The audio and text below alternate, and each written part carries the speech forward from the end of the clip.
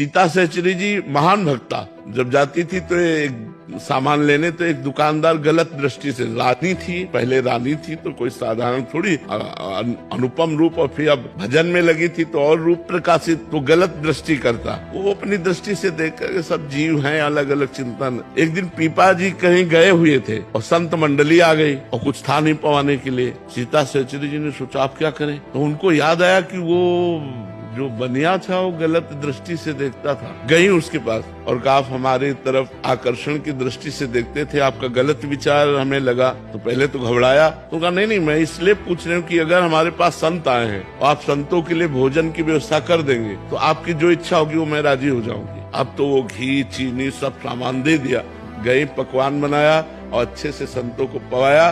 जब संत पा चुके तो उस समय पीपा जी आ गए। पीपा जी ने सीता सहचरी से पूछा हमारे पास तो कुछ था नहीं, संतों को क्या पवाया? तो उनका अपने को बेचकर पीपा जी के आंसू आ गए। उन्होंने कहा धन्य है जो तुम्हारी जैसी हमको मित्र मिली, पत्नी मिली। अब बैठो हमारे कांधे पे, मैं तुम्हें ले चलूंगा उसके पास। और उसकी दुकान के पास गए, उतर गए और कहा जाओ। जे ही हो गई तो चरणों में लौट गया और कान पकड़ा और कहा गलती पड़ी, कभी हम ऐसी गलती दृष्टि से आपकी तरफ ने, आप जैसे मतलब उसको ज्ञान हो गया क्योंकि उसका अन्न संतों के पेट में गया ना, तो उसकी बुद्धि पवित्र हो गई। वो चरणों में गिरा और कहा माता आप कभी ऐसी हो। ऐसे ऐसे चरित्र आते हैं भक्तों की, मतलब होश उड़ जाए।